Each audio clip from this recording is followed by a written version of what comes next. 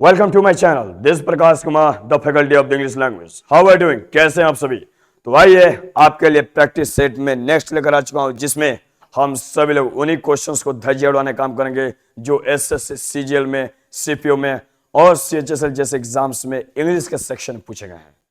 तो आइए शुरू करते हैं। और आप जो लोग भी फर्स्ट टाइम जुड़ रहे हैं, वीडियो को लाइक तो करना ही करना है, पहले सब्सक्राइब करना है और अपने दोस्तों में शेयर करना है। और जो लोग पहले से नहीं जुड़े हुए हैं यानी फर्स्ट टाइम जुड़ रहे हैं, इसकी जो प्रैक्टिस सेट प्रीवियस है मैंने और 10 सेट्स में डाल चुका हूं, यानी कि 10 प्रैक्टिस सेट में ऑलरेडी डाल चुका हूं। तो प्लीज जाकर उसको गो थ्रू करें और उसके बाद इस पर आते हैं तो ज्यादा बेहतर होगा। तो चलिए शुरू करते हैं क्वेश्चन फर्स्ट से जी। चलिए आइए देखते हैं। पहले इंस्ट्रक्शन पढ़ना है। इंस्ट्रक्शन पढ़ना इसलिए जरूरी है, अगर इंस्ट्रक्शंस नहीं पढ़ेंगे तो पता ही नहीं चलेगा कि हमें क्या सॉल्व करना है और क्या नहीं सॉल्व करना है।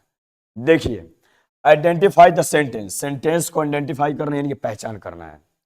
दैट करेक्टली यूज, जो करेक्टली यूज करता है यानी कि जो सही तरीके से उपयोग करता है, क्या द इंडेफिनिट आर्टिकल, यानी उस सेंटेंस को हमें करेक्टिफाई करना है यानी कि पहचानना है जो सही तरीके से इंडेफिनिट आर्टिकल को यूज किया है। तो चलिए देखते हैं।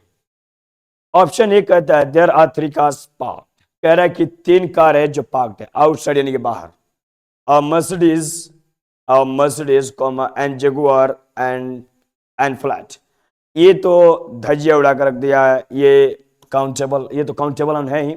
यहां पर जो इंडिफिनिट आर्टिकल है जगुआर के साथ लगा दिया है, और ये जगुआर जो है आपका कॉन्सोनेंट साउंड रखता है जिसके साथ वाउल साउंड की आर्टिकल एन लगा दिया है, जो कि सही नहीं है। ऑप्शन ए तो यहीं पर खत्म होता है। फ्लैट, ये जो फाइट है, फाइट से पहले ए आना चाहिए था, ये एन लगा है जो कि ये भी गलत है। आइए अगले ऑप्शन चलते हैं। देयर आर 3 कार्स, 3 कारें पार्क्ड यानी कि पार्क्ड है, लगी हुई है कहां पे, आउटसाइड यानी कि बाहर। एंड मर्सिडीज, और ये बताइए मर्सिडीज से पहले कभी एन लगता है क्या? मर्सिडीज से पहले कभी भी एन नहीं लगता है, इसलिए ये भी हमारा क्या होता है जी, रॉन्ग होता है। यानी ऑप्शन बी भी क्या होता है, रॉन्ग, ठीक ना। अब देखिए अगला, देयर आर 3 कार पार्क्ड, ये आप कह रहे हैं कि 3 कार जो है पार्क्ड है यानी कि लगी हुई है, खड़ी है कहां पे, आउटसाइड यानी कि बाहर। अ Mercedes, a Jaguar and a fight, यानी कि 3 ये कार लगी हुई है और तीनों में बेहतर तरीके से आर्टिकल को यूज किया है। चलिए यहां तक तो ठीक है। अब डी में देख लेते हैं। ऑप्शन डी कहता है देयर आर 3 कार पार्क्ड, यानी कि 3 कार है जो कि पार्क्ड है यानी कि लगा हुआ है, कहां लगा हुआ है, आउटसाइड यानी कि बाहर लगा हुआ है। और मर्सिडीज, जिसमें एक मर्सिडीज है, और 2 नंबर है जगुआर जिससे पहले लगाया आर्टिकल एंड, जो कि सरासर गलत है। जगुआर आपका कॉन्सोनेंट साउंड रखता है, इसलिए यहां पर एन नहीं लगेगा, ए लगेगा, इसलिए ऑप्शन डी भी आपका एलिमिनेट होता है। हमने 3 ऑप्शन को एलिमिनेट किया जिसमें से सी ऑप्शन अभी बाकी है। तो जो ऑप्शन, जो आपका लास्ट ऑप्शन बाकी है, वही आपका क्या होगा, करेक्ट होगा। इसलिए correct option should be is A, नहीं सी, क्या है जी, ये सी है। Correct option should be C, क्योंकि ऑप्शन सी ही ऐसा ऑप्शन बच गया जहां पर कोई एरर हमने नहीं पाया। और ये ध्यान रखिएगा, ये आपका इंप्रूवमेंट का सवाल है जी, इंप्रूवमेंट का सवाल है, तो इसलिए हमें चूज करना था कि कौन एक्चुअली में सही है। बात समझ गए। आइए नेक्स्ट सवाल पे चलते हैं जी। और हाँ, एक चीज ध्यान दीजिएगा, ये आपका 2023 में पूछा गया है, और कब पूछा गया जी, 10वें महीने की 3 तारीख को, यानी कि 3 अक्टूबर को पूछा गया है। कहां पे, सेकंड शिफ्ट में, ठीक ना। और किसका प्रश्न है, एसएससी सीपीओ का, जहां से सब इंस्पेक्टर बनने की कोशिशें बनी रहती है। चलिए नेक्स्ट सवाल पे चलते हैं।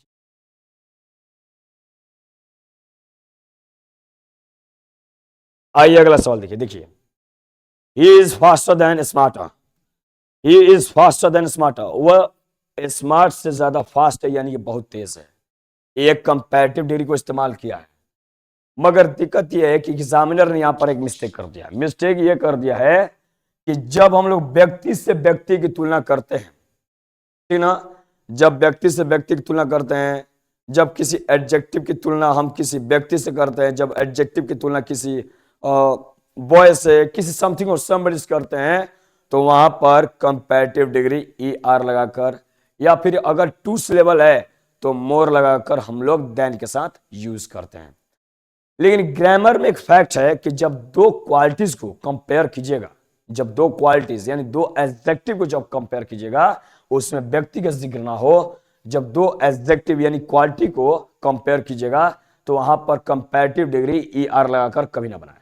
वहां पर कंपैरेटिव डिग्री बनाने का यही तरीका है कि उस वर्ड से पहले, उस क्वालिटी से पहले मोर लगाएं। ध्यान रखिएगा, जब भी दो क्वालिटी को कंपेयर करने की बातें हो तो वहां पर ER लगाकर, ER सफिक्स लगाकर कभी भी उसको कंपैरेटिव ना बनाएं।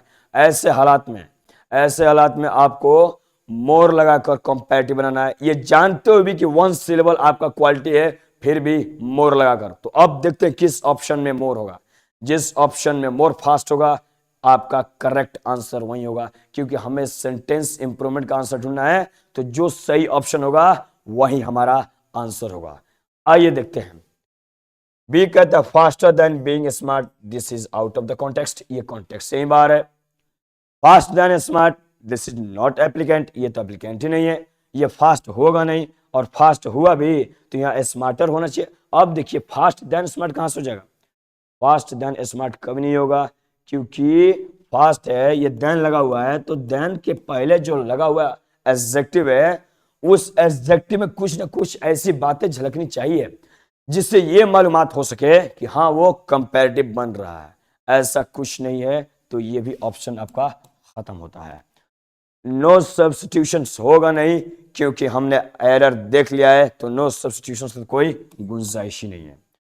अब बच गया ऑप्शन ए। हमने बोला ना दो एडजेक्टिव को, दो क्वालिटी को कंपेयर कीजिएगा तो मोर लगा कीजिएगा, ये जानते हुए भी कि एडजेक्टिव जो है वन सिलेबल है, यानी कि एक शब्दों की टुकड़ी वाला है, ठीक ना।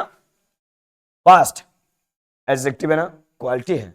स्मार्ट ये भी क्वालिटी है, इसलिए जब फास्ट को, जब स्मार्ट को, ये दोनों क्वालिटी कंपैरेटिव में चेंज करेंगे तो मोर लगाएंगे, और मोर पहले वाला के पहले लगाएंगे, यानी कि फर्स्ट, इस फर्स्ट क्वालिटी के पहले लगाएंगे, बाद में नहीं लगाएंगे, बाद में केवल स्मार्ट ही लिखेंगे, क्योंकि यहां पर मोर लगाने का मतलब है कि देन के बाद भी मोर जो है आपका हिडन है। So correct answer here should be option A according to the question that is saying on the screen. I expect this question is also clear to you. So let's move on to the next question with all of you on the screen. चलिए अगले सवाल पे चलते हैं। चलिए, और हाँ ये भी देख लीजिएगा, ये सीपीयू आपका सीपीयू में पूछा हुआ है, एसएससी के सीपीयू में 10वें महीने 3 तारीख यानी कि 3 अक्टूबर का पूछा गया है, 2023 की बात है, सेकंड शिफ्ट में पूछा है, ये भी बातें ध्यान रखिएगा। चलिए क्वेश्चन 3 पे चलते हैं जी। देखिए क्या कहता है। द ताजमहल, ताजमहल आपका क्या है, एक आपका मॉन्यूमेंट है, और जब भी हम लोग खास मॉन्यूमेंट की बातें करते हैं तो द लगाते हैं, इतना तो क्लियर है ना। यानी आउटस्टैंडिंग जो बिल्डिंग है, इमारतें हैं, उनके पहले द लगेगा, ताजमहल भी उन्हीं में से एक, इसलिए ताजमहल के पहले भी द लगेगा। तो द ताजमहल तो ठीक है। Is one of the much, the के बाद मच लगा दिया, एरर तो यहीं पर है, फिर भी क्वेश्चन पढ़ने की कोशिश किया जाए। The Taj Mahal is one of the much popular 7 wonder of the world. यानी कि जो ताजमहल है विश्व के 7वें सबसे अनोखी चीजों में से एक है। चलिए मान लिया एक है, और एक है भी है, लेकिन दिक्कत यह है कि जब डिफिनिट आर्टिकल द का प्रयोग किए हैं तो इसके साथ सुपरलेटिव डिग्री मोस्ट का प्रयोग होना चाहिए। ये मोस्ट का प्रयोग ना करके यहां पर मच का प्रयोग कर दिया, और मच जो अपने आप में पॉजिटिव डिग्री है, ये कंपैरेटिव नहीं है, पॉजिटिव डिग्री है। तो मच के साथ यहां मच के स्थान पर आपका होना चाहिए मोस्ट। क्या होना चाहिए जी, मोस्ट। अब सेंटेंस से ये the Taj Mahal is one of the most popular 7 wonders of the world, यानी कि दुनिया के 7वें सबसे अजूबा में से एक है द ताजमहल। समझ गए, द मोस्ट पॉपुलर होगा, ना कि the much popular. The much popular कोई फ्रेज होता ही नहीं है, द मोस्ट पॉपुलर फ्रेज होता है, इसलिए मोस्ट पर जाएंगे। अब देखते हैं कि किस ऑप्शन में मोस्ट है। जिस ऑप्शन में मोस्ट होगा आपका इंप्रूवमेंट वही होगा। आइए देखते हैं किस ऑप्शन में है। मच मोर तो लगाएंगे नहीं, सुपरलेटिव डिग्री मोर तो लगाएंगे नहीं सुपरलेटिव डिग्री में। नो सब्स्टिट्यूशन होगा नहीं क्योंकि एरर पकड़ लिया है। आपका होगा मोस्ट, और मोस्ट आपका ऑप्शन सी में, so correct answer over here option C. So correct answer over here option C. I expect this question is also clear to you. So let's move on to the next question with all of you on the screen. चलिए next सवाल पे चलते हैं जी। सारे के सारे प्रश्न आपके एसएससी सीपीओ सीजीएल लिए गए हैं। कुछ देर के बाद आपको सीजीएल का एक प्रश्न दिखाई देगा, ठीक ना। पहले सीपीओ के प्रश्नों को देखते हैं। चलिए, कहता है ही ट्रस्टेड, सी ट्रस्टेड हर, उसने ट्रस्टेड यानी कि ट्रस्टेड यानी कि भरोसा किया किस पे, हर हस्बैंड यानी कि हस्बैंड पर। बट लेकिन ये स्टैब, लेकिन उस हस्बैंड ने क्या किया, स्टैब कर दिया यानी कि चाकू मार दिया और उसको मार दिया। कहां पे मार दिया, इन द नेक, नेक में मार दिया। when जब ही यूजर्प्ड, यूजर्प्ड का मतलब होता है चुरा लेना, हड़प लेना, यानी कि जब उसने हड़प लिया क्या, हर इनहेरिटेंस, इनहेरिटेंस का मतलब होता है विरासत यानी कि पैतृक संपत्ति। जब उसके हस्बैंड ने पैतृक संपत्ति को चुरा लिया तब उसने क्या किया, ही stabbed her in the neck, उसने क्या किया, उसके गर्दन में चाकू मार दिया। गर्दन में एक्चुअली चाकू नहीं मारा है जी, ध्यान से देखिएगा, चाकू एक्चुअली मारा नहीं है, दिख रहा है ऐसा मगर मारा नहीं है। स्टैब इन द बैक एक फ्रेज है जिसका मतलब होता है गद्दारी करना। ये क्या है, फ्रेज है यानी कि इडियोमैटिक फ्रेज है, ठीक ना। इस फ्रेज को लिखिएगा जरूर, मैं लिख देता हूं, stab, stab in the back. Stab in the back का मतलब होता है गद्दारी करना, गद्दारी करना, गद्दारी करना यानी कि विश्वासघात करना या फिर बेट्रॉय करना, बेट्रॉय, समझ गए ना, बेट्रॉय यानी कि विश्वासघात करना। ये जो आपका इडियम है स्टैब इन द बैक है और इसमें लिखा है stab in the neck. Stab in the neck नाम का कोई फ्रेज नहीं होता है और ना ही कोई इडियम होता है। तो जब नेक दिया है यानी कि एरर तो आपका यहीं पर है। अब देखते हैं कि चूंकि सेंटेंस इंप्रूवमेंट का सवाल है तो देखते हैं कि कौन सा ऑप्शन हमारा करेक्ट है। तो आइए देखते हैं कौन सा ऑप्शन करेक्ट है। हाँ, stabbed her in the neck बिल्कुल गलत है। Stabbed her with a fork, ये कांटे से मार दिए तो बातें नहीं बोला है। स्टैब हर प्रोस्पेक्ट, स्टैब हर प्रोस्पेक्ट यानी कि उसके संभावनाओं को क्या कर दिया, स्टैब कर दिया, चाकू मार दिया, जो कि बिल्कुल ही गलत है। इन तीन ऑप्शन को हमने एलिमिनेट किया, बच गया option B, stab her in the back. हाँ, ये आपका इडियोमैटिक फ्रेज सही है जिसका मतलब होता है विश्वासघात करना। स्टैब इन द बैक यानी कि बैक पर स्टैब करना, पीठ पे छुरा भोगना यानी कि गद्दारी करना। समझ गए, ये आपका इडियम है, ये इडियम आपको मालूम होनी चाहिए। तो ये इडियम हमारा कितने ऑप्शन पे था, ऑप्शन बी पे था। So correct option here option B, correct answer over here option B. I expect this question is also clear to you. So let's move on to the next question with all of you on the screen. चलिए अगले सवाल पे चलते हैं जी। चलिए, और tag भी देखते रहिएगा आप लोग, टैग देखिएगा, सारे के सारे टैग इसमें लगाए गए हैं और सब कहीं ना कहीं एसएससी और सीजीएल जैसे एग्जाम्स में पूछे गए हैं, ठीक ना। ये बातें भी ध्यान रखिएगा तब जाकर आप ज्यादा मोटिवेटेड रहिएगा, ठीक ना। आइए देखिए अगला सवाल, क्वेश्चन 5। क्वेश्चन 5 कहता है I like to read book, I like to read book यानी कि मैं किताब पढ़ना चाहता हूं, ठीक ना। I like to read book, मैं किताब पढ़ना चाहता हूं, बट लेकिन my brother prefers to watching movie, लेकिन मेरा जो भाई है पसंद करता है मूवी देखना। मुझे किताब पढ़ना पसंद है, ठीक ना, लेकिन हमारा भाई जो है उसको पसंद है मूवी देखना। ठीक है, मूवी देखना उसको पसंद है, तो प्रीफर टू के साथ आप जीरण लगा क्यों मूवी देखिएगा, प्रीफर टू के साथ इन्फिनेटिव लगाइए क्योंकि 2 + V1 का पेयर चलता है जो कि इन्फिनेटिव कहलाता है। तो यहां पर वॉचिंग क्या कर रहा है, यानी वॉचिंग गलत है ना। I prefer to take tea, I prefer to take tea, अगर आप प्रीफर लगाते हैं और टेक नहीं बोलना चाहते हैं तो टू मत लगाइए। जैसे कि I prefer taking coffee to having tea, यानी कि मुझे चाय पीने के बजाय कॉफी ज्यादा पसंद है।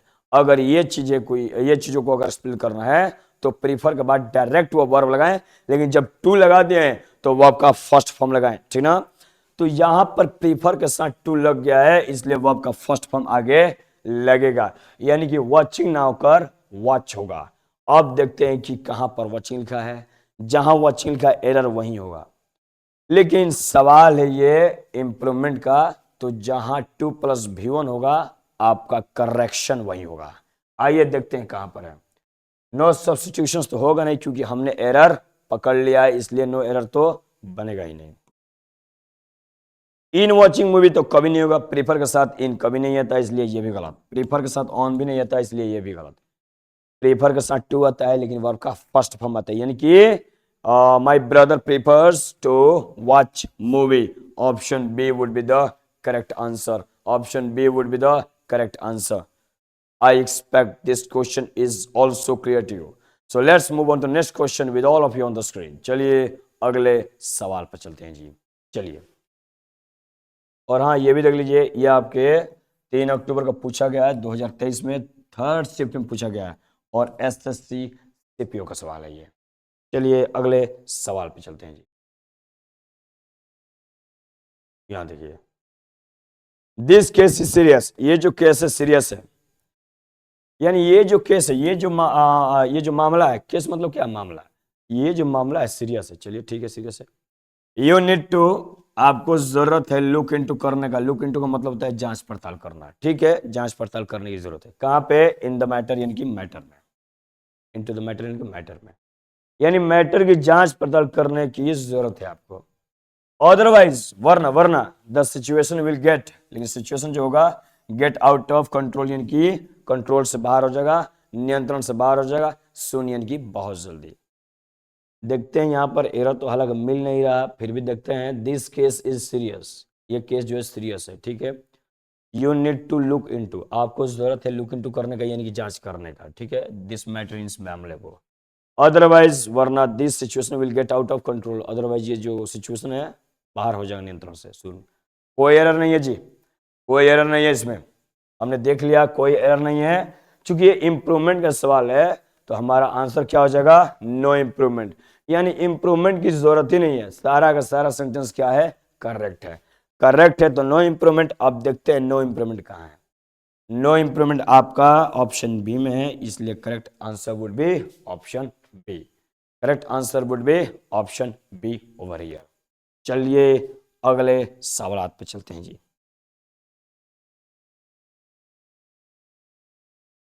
द विलेज श्योनी इज लोकेटेड। विलेज श्योनी कोई गांव है, श्योनी ये जो गांव है लोकेटेड है, यानी कि 13 किलोमीटर, 113 यानी कि 113 किलोमीटर कहां से दूर है? Away from the capital city of MP, Bhopal, यानी मध्य प्रदेश के भोपाल से 113 किलोमीटर दूर है। अच्छा, जब 113 किलोमीटर दूर है तो away from the capital city लिखिएगा या फिर far from the capital city? Far from the capital city होता है, away from the capital city कभी नहीं होता है। तो जब away from the capital city नहीं होगा तो फार हमारा होगा। यहां पर एक्चुअली होना चाहिए था फार, जैसे कि his home is 20 kilometre, 20 kilometre far away from the location of the school, यानी कि स्कूल का लोकेशन से 20 किलोमीटर का है, दूर है, फार अवे, फार अवे, ठीक ना। यहां पर फार अवे फ्रेज सही होगा, जो कि लिखा है केवल अवे, जो कि सरासर गलत है। अब गलत है तो देखते हैं कि इंप्रूवमेंट के लिए क्या हमें ऑप्शन चाहिए। यहां पर एडजेसेंट दिया, एडजेसेंट तो होगा ही नहीं। प्रॉक्सिमेट दिया, ये भी नहीं होगा। नियर दिया, ये हाँ फार दिया यहां पर ऑप्शन डी में, ऑप्शन डी में फार दिया है, तो हमारा सही ऑप्शन हो जाएगा, सही आंसर हो जाएगा option D over here. Far from the capital city of MP, यानी कि भोपाल, यानी एमपी के भोपाल जो सिटी है वहां की कैपिटल से क्या, ये फार फ्रॉम, यानी कि फार फ्रॉम यानी कि दूर है। तो दूर जब भी रहेगा तो फार फ्रॉम यूज होगा, ना कि अवे फ्रॉम, ठीक ना। अवे आपका फ्रेज के साथ आता है, फ्रेजल वर्ब के साथ आता है। फार फ्रॉम आपका एक अलग ही फ्रेज है, जो कि हमेशा फार फ्रॉम ही चलेगा। तो ये बातें याद रहनी चाहिए। आप जब भी एसएससी के प्रिपरेशन करते हैं तो फ्रेज आपको बहुत याद होनी चाहिए, क्योंकि कई बार आपको क्वेश्चन फ्रेज से ही पूछ के निकल जाता है और मालूम ही नहीं चलता, और उसके बाद हमें रियलाइज होता है कि क्वेश्चन बड़ा टफ था, जबकि ऐसी बातें बिल्कुल ही नहीं है। चलिए आगे चलते हैं जी।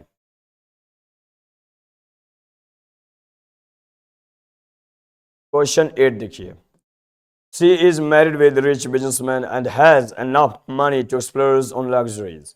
कहता है शी इज मैरिड, ठीक है, मैरिड है, वो शादीशुदा है, इससे विद अ रिच बिजनेसमैन, एक अमीर व्यापारी से शादीशुदा है, एंड हैज एनफ मनी, और उसके पास काफी ज्यादा पैसा है, टू एक्सप्लर्ज, एक्सप्लर बहुत ही अच्छा वर्ड है, एक्सप्लर्ज का मतलब होता है स्पेंड, स्पेंड यानी कि उड़ाना, यानी कि पैसा उड़ाना, यानी कि बहुत सारे पैसा एक्सप्लर्ज करने के लिए, उड़ाने के लिए, ऑन लग्जरी यानी कि ऐशो आराम पर, ऐशो आराम के लिए, उड़ाने के लिए पैसा उसके पास बहुत सारा है। चलिए अच्छी बात है, लेकिन जब ये मैरिड है ना, ये मैरिड यहां पर आपका पास्ट पार्टिसिपल है, और जब मैरिड पास्ट पार्टिसिपल काम करे तब इसके साथ फिक्स्ड प्रेपोजिशन टू आता है। जैसे कि राम जो है सीता से शादीशुदा है, Ram is, lord Ram is married to Sita, ठीक ना। आप ए जो है बी से शादीशुदा है, ए इज मैरिड टू बी, ऐसे चलता है, यानी मैरिड के साथ हमेशा फिक्स्ड प्रेपोजिशन टू लगता है। यहां विथ लगाकर गड़बड़ कर दिया है, जो कि नहीं होना चाहिए था। हम बना रहे हैं प्रेपोजिशन का सवाल है, तो प्रेपोजिशन करेक्ट होना चाहिए। अब चूंकि इंप्रूवमेंट का सवाल है, तो देखते हैं कहां पर मैरिड टू है, जहां पर मैरिड टू होगा वहीं आपका करेक्शन होगा। आइए देखते हैं कहां पर मैरिड टू है। ही हैज मैरिज विथ, ये तो होगा ही नहीं, हैज मैरिड विथ तो बिल्कुल ही नहीं होगा, नो इंप्रूवमेंट तो होगा नहीं क्योंकि हमने गलती पकड़ लिया है। बच गया इज मैरिड टू, जो कि बिल्कुल सही ऑप्शन है, option B would be the correct answer, option B would be the correct answer. Married के साथ फिक्स्ड प्रेपोजिशन हमेशा ही टू लगता है, ये बात मालूमात रहनी चाहिए। चलिए नेक्स्ट सवाल पे चलते हैं जी, और ये एसएससी सीपीओ के टीयर 2 में पूछा गया है, जनवरी 8 को 2024 की बातें हैं। तो चलिए नेक्स्ट सवाल पे चलते हैं जी, आइए अगले सवाल पे चलते हैं। हाँ, शेरपा क्या है, शेरपास, शेरपास निवासी है कहीं का, ठीक ना। कहता है कि शेरपास है प्रोस्पर्ड, प्रोस्पर का मतलब होता है ज्यादा समृद्ध होना। ये जो शेरपास जो है ना, ये जो निवासी है वहां की, ये क्या हो चुके हैं, काफी ज्यादा प्रोस्पर्ड हो चुकी है, यानी कि अमीर हो चुकी है, समृद्ध हो चुकी है, ठीक ना। एंड कम, लेकिन ये आई है, कैसे आई है जी, along the along the way from, along the way from being just porter to becoming mountaineer। Sentence को थोड़ा इसको जिगजैग किया गया है, इधर उधर टाइपिस्ट ने कर दिया है, घबराइए मत, सेंटेंस को मैं फिट कर रहा हूं, सेंटेंस को थोड़ा जिगजैग कर दिया गया है। ये जो चीजें है ना, ये जो being just porter to becoming mountaineer जो है, ये आपका आना चाहिए था यहाँ पे, ठीक ना, फ्रॉम के बाद आना चाहिए था, लेकिन बाय मिस्टेक हो गया, कोई बात नहीं, हो गया, अच्छी बात है। लेकिन कम अ लॉन्ग वे फ्रेज होता है, यहां पर लिखा है come long the way, come long the way कभी नहीं होता, कम a long way, come a long way, ये लॉन्ग वे होता है, द नाम का कोई यहां पर आर्टिकल होगा ही नहीं। कम अ लॉन्ग वे का मतलब है कि ये काफी लंबी दूरी तय किया। फ्रॉम, फ्रॉम यानी किससे, किसके लिए, फ्रॉम का मतलब होता है इस चीज से बचने के लिए, किस चीज से बचने के लिए, फ्रॉम बीइंग जस्ट पोर्टर, यानी कि पोर्टर बनने से बचने के लिए, क्यों, टू बिकमिंग माउंटेनियर की पर्वतारोहण बनने के लिए, तो पर्वतारोहण बनने के लिए ऐसा काम किया, बात सही है, लेकिन लंबी दूरी तय किया है, तो कम अ लॉन्ग वे फ्रेज होता है, ना कि कम अ लॉन्ग द वे होता है, द नाम का फ्रेज इसमें आएगा ही नहीं, द नाम का कोई आर्टिकल वहां पर आएगा ही नहीं। हमारा सही फ्रेज होता है कम a long way, come a long way होता है, क्या होता है जी, कम अ लॉन्ग वे होता है। जब कम अ लॉन्ग वे होता है, तो चूंकि इंप्रूव करना है हमें, तो देखते हैं किस ऑप्शन में ये हमारा फ्रेज है, जिस ऑप्शन में ये फ्रेज होगा हमारा इंप्रूवमेंट वही होगा। आइए देखते हैं, आर कमिंग अलोन, बिल्कुल गलत है। कम ऑल अलोंग बिल्कुल ही गलत है, ये तो बातें नहीं बोल रहा है। नो इंप्रूवमेंट तो होगा नहीं क्योंकि हमने इंप्रूवमेंट वहां पर एरर पकड़ लिया है, इसलिए नो इंप्रूवमेंट का कोई गुंजाइश नहीं। बच गया option C, I am sorry option D बच गया, और ऑप्शन डी में साफ तौर पर लिखा कम अ लॉन्ग वे, और यही हमारा करेक्ट फ्रेज है जो कि इंप्रूवमेंट में आंसर बनेगा। सो correct option over here option D, so correct option over here option D. I expect this question is also clear to you. So let's move on to the next question with all of you on the screen. चलिए अगले सवाल पर चलते हैं जी. चलिए.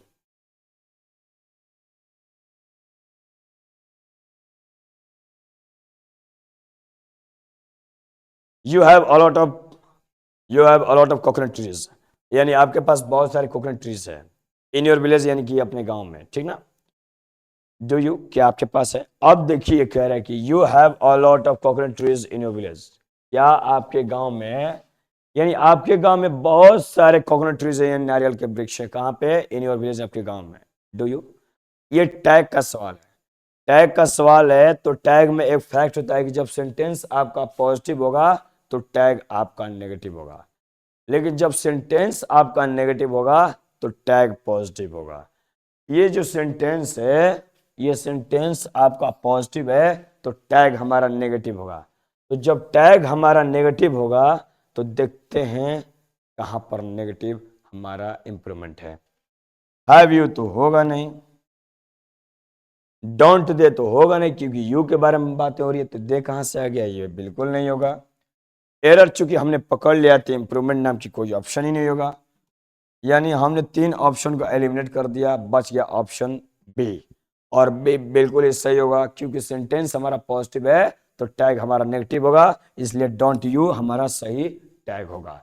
Don't you हमारा सही tag होगा. I expect this question is also clear to you. So let's move on to the next question with all of you on the screen. चलिए अगले सवाल पर चलते हैं जी. चलिए. बाय नेक्स्ट समर, यानी कि अगले गर्मी तक, आई विल हैव कंप्लीटेड, मैं कंप्लीट कर लूंगा, माई इंटर्नशिप. इंटर्नशिप का मतलब होता है प्रशिक्षण, यानी कि मैं अपने प्रशिक्षण को कंप्लीट कर लूंगा अगले गर्मी तक, ठीक ना. एंड विल हैव रिटर्न्ड, और will have returned to school, और स्कूल लौट भी जाऊंगा. बात सही है, लौट भी जाऊंगा, लेकिन दिक्कत यह है कि वर्ब जब, सुनिए, सेंटेंस में एक ही व्यक्ति के लिए 2 बातें हो रही है तो ऑक्सिलरी एक बार ही प्रयोग होगा, ऑक्सिलरी 2 बार प्रयोग ना करें.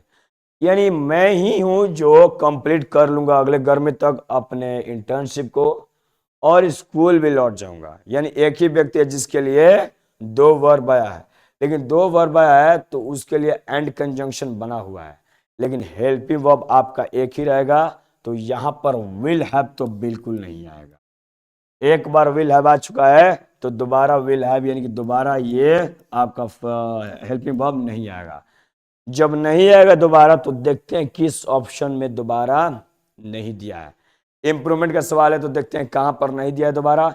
जहां पर नहीं देगा आपका आंसर वही होगा. अब देखते हैं कि नो इंप्रूवमेंट तो होगा नहीं, क्योंकि हमने एरर यहां पर पकड़ लिया है, इसलिए ये तो ऐसे ही ऑप्शन कट गया.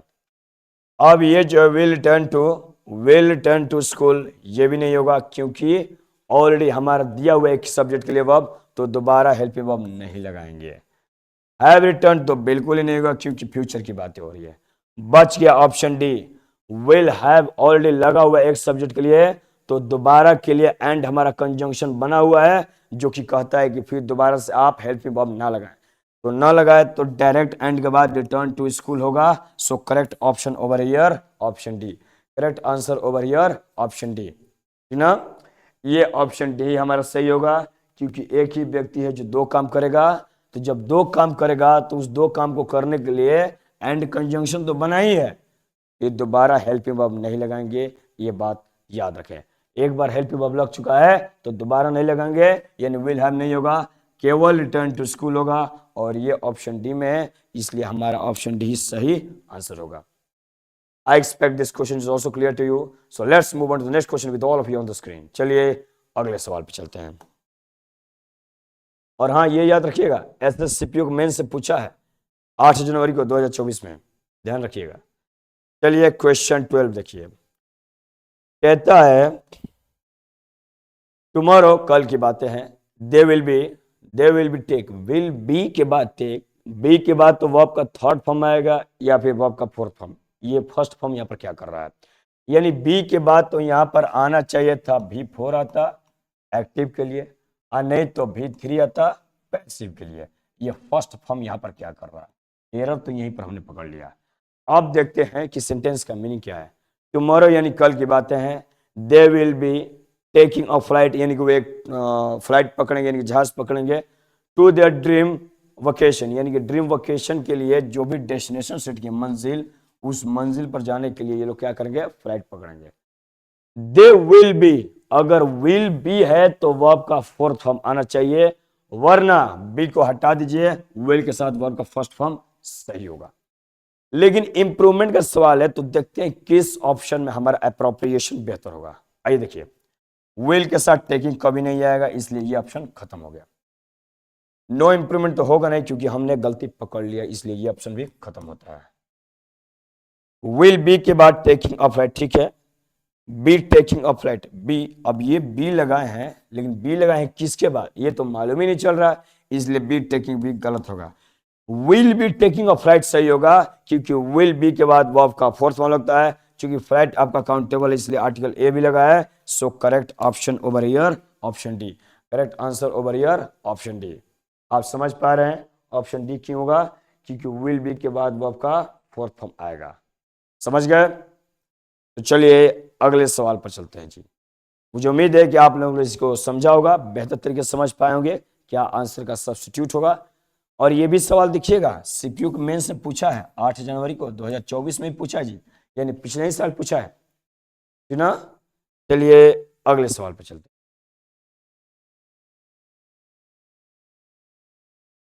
आइए, एज बम्स, एज बम्स, एज बम्स का मतलब क्या है देखिए, एज बम्स जैसी बम्स जो है केप फॉलिंग ऑन गाजा, जैसी बम जो है गिरना शुरू करता है गाजा पे, देखिए क्या होता है, Gaza hundreds of thousands of children यानी कि हजारों सैकड़ों बच्चे, hundreds of thousands of children का मतलब हजारों सैकड़ों बच्चे, हजारों सैकड़ों बच्चे क्या करते हैं, हैव बीन ऑर्डर, उनको ऑर्डर देता है, आदेश देता है, टू फ्ली भाग जाने का, कहां से भाग जाने का, देयर होम्स यानी घर से भाग जाने का। ठीक है, घर से भाग जाने का आदेश दिया जाता है, लेकिन हैव बीन हैज बीन ये तो प्रेजेंट परफेक्ट का पैसिव है, और बीन जब भी आता है तो उसके बाद वर्ब का थर्ड फॉर्म आता है, और ये ऑर्डर जो है वर्ब का फर्स्ट फॉर्म है, तो बीन के बाद ये वर्ब का फर्स्ट फॉर्म क्या कर रहा है, यानी कि ऑर्डर नहीं आना चाहिए था, ऑर्डर आना चाहिए था, ऑर्डर आना चाहिए था, जो कि ऑर्डर दिया है, जो कि सरासर गलत है, होना चाहिए था ऑर्डर्ड, ORDERED, ऑर्डर्ड। अब देखते हैं कि किस ऑप्शन में ऑर्डर्ड है, जहां पर ऑर्डर्ड होगा एरर आपका एक्चुअली करेक्ट ऑप्शन वहां पर वही होगा, क्योंकि इंप्रूवमेंट का है, तो देखते हैं कहां पर इंप्रूव किया गया। Have been order to flee, ये तो ठीक लग रहा है, आगे देखते हैं। Have been order fleeing, order के बाद इन्फिनेटिव आता है, इसलिए ये जरूर नहीं आएगा, इसलिए गलत। नो इंप्रूवमेंट तो होगा नहीं क्योंकि हमने एरर पकड़ लिया, इसलिए ये भी गलत। हैज बीन तो होगा नहीं क्योंकि बच्चे हैं, और बच्चे तो प्लूरल वर्ब लगा, इसलिए हैज बीन तो होगा नहीं, इसलिए ये भी गलत। बच गया option A, have been order to flee, यही आपका सही आंसर होगा। Option A should be the correct answer, option A would be the correct answer over here. I expect this question is also clear to you. So let's move on to the next question with all of you on the screen. चलिए अगले सवाल पे चलते हैं। और हाँ, ये भी देखिएगा, ये भी आपके सीपीयू मेंस से पूछा गया है 2024 में ही। आइए यहां देखते हैं। The pollution level ought to keep under control, the pollution level, pollution का जो लेवल है यानी कि स्तर जो है, यानी पोल्यूशन यानी कि जो ये प्रदूषण है, इसका जो लेवल है ना, आउट टू कीप, आउट का मतलब होता है ऑब्लिगेशन, ऑब्लिगेशन यानी कि कोई नैतिक आचरण जिसको करना चाहिए, यानी कि पोल्यूशन को करना चाहिए क्या, कीप रखना चाहिए, कहाँ, अंडर कंट्रोल, वो ठीक है अंडर कंट्रोल रखना चाहिए। तो ये जो पोल्यूशन ये सब्जेक्ट है, और इसके हिसाब से अगर 2+V लगाइएगा तो इसका मतलब ये है ये पोल्यूशन ही क्या करेगा, अंडर कंट्रोल रखेगा। जबकि सवाल ये होना चाहिए कि पोल्यूशन को ही अंडर कंट्रोल रखा जाना चाहिए, तो हम लिखेंगे the pollution level ought to be kept under control, ought to be kept, क्योंकि जब तक आउट टू बी कैप्ट नहीं लगेंगे इस पर काम नहीं होगा, और कंट्रोल में रखना है तो पोल्यूशन को रखना है ना, तो आउट टू बी के बाद कैप्ट होना चाहिए, तब जाकर हमारा सही फ्रेज बनेगा। यानी the pollution ought to be kept under control, यानी पोल्यूशन को रखना चाहिए अंडर कंट्रोल, ठीक ना, बात सही है। आउट टू के बाद हैव लगाया जो कि बिल्कुल गलत है। आउट टू बी कीपिंग लिखा है जो कि मामला जा रहा है पैसे में, इसलिए ये भी गलत है। नो इंप्रूवमेंट तो होगा नहीं क्योंकि हमने एरर पकड़ लिया, इसलिए नो इंप्रूवमेंट तो बिल्कुल ही नहीं होगा। बच गया ऑप्शन सी। ऑप्शन सी कहता है आउट टू बी केप्ट, हाँ बिल्कुल यही होगा। Ought to be kept under control का मतलब है कि बिल्कुल नहीं, निश्चित रूप से क्या करना चाहिए, नियंत्रण के अधीन रखना चाहिए, कंट्रोल का अधीन रखा जाना चाहिए पोल्यूशन को। समझ गए? तो according to the question option C would be here correct answer. I hope this question is also clear to you. So let's move on to the next question with all of you on the screen. चलिए अगले सवाल पे चलते, और ये भी SSC CPO के main से पूछा है 8 जनवरी की बात है 2024 में, ठीक ना। आगे चलते हैं, ये देखिए ऑप्शन नहीं, ये 15 क्वेश्चन देखिए क्या कहता है। This is the challenge task I have ever encountered, यानी कि ये बहुत ही चैलेंजिंग काम है, मुश्किल काम है। I have ever challenge, I have ever encountered, जो मैंने कभी शायद ही महसूस किया होगा अपने लाइफ में, बात सही है। लेकिन चैलेंज तो यहां पर वर्ब है, और वर्ब के साथ कभी भी डिफिनिट आर्टिकल का प्रयोग नहीं किया जाता है। आर्टिकल अंततः आपका डिटर्मिनर होता है, और डिटर्मिनर आपका एडजेक्टिव के अंतर्गत आता है। तो जब डिटर्मिनर आपका एडजेक्टिव के अंतर्गत आता है तो फिर ये आर्टिकल जो लगा है ये वर्ब के साथ क्यों लगा है, यानी एडजेक्टिव के साथ लगना चाहिए ना, यानी नाउन के साथ लगना चाहिए ना। तो ये है आपका एडजेक्टिव यानी कि डिटर्मिनर, और ये जब डिटर्मिनर है तो यहाँ पर हमारा नाउन आना चाहिए ना। और वर्ब को जब नाउन बनाया जाता है तो वर्ब को नाउन बनाने के एक ही उपाय है, वर्ब को जीरन बना दो, यानी कि आईएनजी में पुट कर दो। तो यहां पर होना चाहिए this is the challenging task, this is the challenging task. Actually this is the जब लगा दिए तो द लगाने का मतलब है कि सुपरलेटिव में मामला जा रहा है, और जब सुपरलेटिव में मामला जा रहा है तो मोस्ट तो आएगा ही, यानी कि this is the most challenging task that I have ever encounter, कि शायद ही मैंने ऐसे मुश्किल टास्क को शायद ही अपने लाइफ में फेस किया होगा। समझ गए ना, बात सही है। लेकिन द लगा है तो मोस्ट लगाना पड़ेगा क्योंकि सुपरलेटिव डिग्री है। अब देखते हैं कहां पर मोस्ट चैलेंजिंग है, जहां पर मोस्ट चैलेंजिंग होगा आपका करेक्शन वही होगा। ऑप्शन बी में मोस्ट चैलेंजिंग है, इसलिए ऑप्शन बी हमारा बिल्कुल ही सही आंसर होगा। ऑप्शन बी हमारा बिल्कुल सही आंसर होगा जी, समझ गए। और ये देखिए एसएससी सीजीएल टियर 2 यानी कि मेन से पूछा है 26 अक्टूबर को 2023 की बातें हैं। I expect this question is also clear to you. So let's move on to the next question with all of you on the screen. चलिए अगले सवाल पे चलते हैं।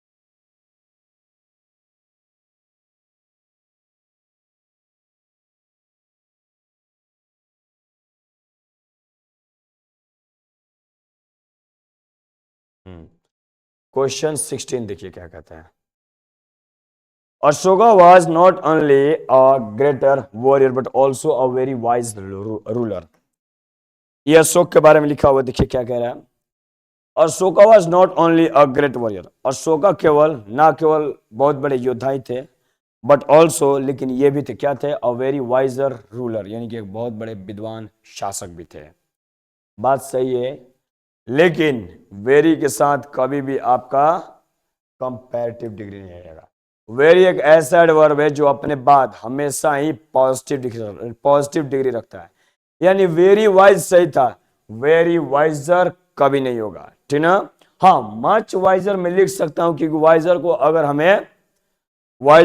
हमें स्ट्रेस डालना है तो मच के साथ में लिख सकता हूं, लेकिन वेरी हमेशा अपने बाद पॉजिटिव डिग्री लेता है। तो वेरी के बाद ये कंपैरेटिव डिग्री क्या कर रहा है, यानी कि होना चाहिए था वाइज, दिया वाइजर, यानी एरर तो यहीं पर है। चूंकि करेक्शन का सवाल है तो अब देखते हैं कहां पर इसको करेक्ट किया गया है। आइए देखते हैं कहां पर करेक्ट किया गया है। मोर वाइज तो होगा नहीं क्योंकि मोर वाइज में कोई एरर है ही नहीं, ठीक ना। अब देखिए कहा गया, नो करेक्शन तो होगा नहीं क्योंकि हमने गलती पकड़ लिया है। वाइजेस्ट तो होगा नहीं, अगर वाइजेस्ट रहता तो वहां पर सुपरलेटिव डिग्री के लिए वहां पर आर्टिकल द लगता है, जो कि नहीं है, इसलिए ये भी नहीं होगा। हाँ, वेरी वाइज हो सकता है, क्या हो सकता है जी, वेरी वाइज, यानी कि ये आपका वाइज आंसर होगा, वेरी वाइज आंसर होगा, ठीक ना, इसलिए डी ऑप्शन हमारा सही होगा, ए भी गलत होगा। तो यहां पर आपने देखा वेरी वाइज होता है ना कि वेरी वाइजर, समझ गए, वाइजर वेरी के साथ कभी नहीं लेगा, ये बात याद रहनी चाहिए आपको, ठीक ना। चलिए अगले सवाल पे चलते हैं जी।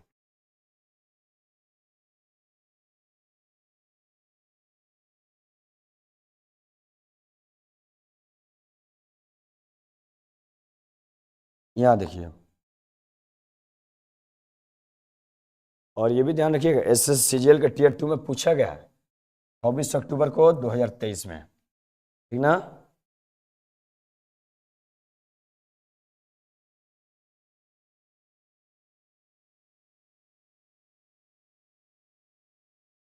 हाँ, ये सवाल देखिए, cinema provides the most universal entertainment, cinema जो है बहुत ही ज्यादा सर्वज्ञ एंटरटेनमेंट यानी कि मनोरंजन प्रोवाइड करता है, बात सही है, सिनेमा करता है, लेकिन यूनिवर्सल अपने आप में क्या है, खास है, यूनिक है, एक्स्ट्रा ऑर्डिनरी है। तो एक्स्ट्रा ऑर्डिनरी हो गया, कंप्लीटली हो गया, यूनिक हो गया, इस प्रकार से परफेक्ट हो गया, यूनिवर्सल हो गया, ये सब अपने आप में ही खास होते हैं, जिसको खास दिखाने के लिए डेफिनेट आर्टिकल का प्रयोग नहीं किया जाता है, ये बात आपका एक्सेप्शन में याद रखना चाहिए। यानी यूनिवर्सल का मतलब ही होता है सर्वज्ञ, तो सर्वज्ञ जब है अपने आप में ही खास है, तो फिर यहां पर मोस्ट लगाकर खास क्यों बना रहा है, ये ऑलरेडी अपने आप में ही खास है, इसलिए मोस्ट लगाकर खास ना बनाए, ये बातें आप ध्यान रखें।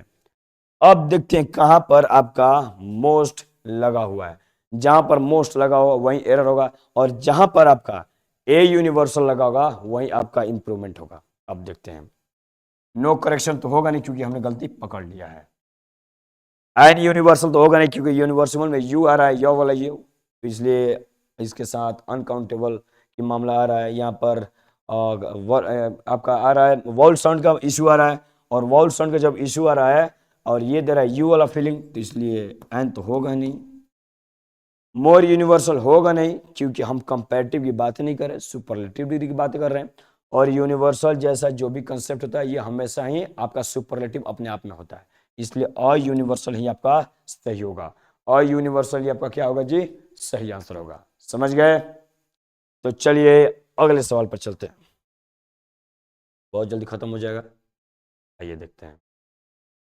ही इज टॉलर, वह लंबा है, ठीक है, कंपैरेटिव में जा रहा मामला, लंबा है, एंड मोस्ट हैंडसम, ये है कंपैरेटिव, और यहां पर दे दिया है मोस्ट सुपरलेटिव बनाने के लिए, जो कि गलत है, यानी एंड एक ऐसा कंजंक्शन है जो अपने बाद सेम वजन को रखता है, यानी एंड से पहले यदि आपका कंपैरेटिव है तो एंड के बाद भी आपका कंपैरेटिव होना चाहिए, ना कि आपका सुपरलेटिव होना चाहिए, बात समझ गए। तो एंड के बाद यहां पर सुपरलेटिव नहीं आएगा, यहां पर मोर हैंडसम आना चाहिए। अब देखते हैं कि मोर हैंडसम कहां है, जहां पर मोर हैंडसम होगा आपका एरर, आपका करेक्शन वही होगा, वेरी मोर तो होगा ही नहीं, द मोर तो होगा ही नहीं, द मोस्ट तो होगा ही नहीं, कंपैरेटिव मामले जा रहा है, he is taller and more handsome than his friend, यानी कि वह लंबा है और हैंडसम है, किसके मुकाबले, अपने दोस्त के मुकाबले, हैंडसम है ठीक है, लेकिन टॉलर के साथ यहां पर कंपैरेटिव बन रहा है, तो यहां पर सुपरलेटिव नहीं बनाएंगे, एंड के बाद दोनों बराबर मामला रखेंगे, यानी एंड से पहले कंपैरेटिव डिग्री है तो एंड के बाद भी कंपैरेटिव डिग्री होगा, तो मोर हैंडसम हमारा सही होगा, यहां पर ऑप्शन बी हमारा करेक्शन के लिए बना हुआ है, तो ऑप्शन बी हमारा क्या होगा, बिल्कुल ही सही जवाब होगा, बात समझ गए। तो चलिए अगले सवाल पे चलते हैं जी। ये सब एसएससी सीजीएल के मेन से पूछा गया है 2023 में, देख रहे हैं सवाल, सवाल बहुत ही छोटे छोटे होते हैं लेकिन बहुत ही माइन्यूट इसमें मिस्टेक्स होता है जिसको पकड़ना पड़ता है। लॉट्स ऑफ किड्स, यानी कि बहुत सारे बच्चे, crossing the road, road cross कर रहे थे, व्हेन द बस अराइव, जब बस अराइव की यानी पहुंची। Lots of kid was visualised या वर विजुअलाइज्ड, यानी बहुत सारे बच्चे देखेंगे क्रॉस करते हुए रोड को, देखेगा ना, वॉर विजुअलाइज्ड या वॉर सीन होगा। हैव बीन सीन तो आएगा ही नहीं, वॉज के बाद सीन तो होगा नहीं क्योंकि बहुत सारे बच्चे, इसलिए वॉज तो होगा ही नहीं। आर सीन तो होगा नहीं क्योंकि पास्ट में मामला, इसलिए आर तो होगा ही नहीं।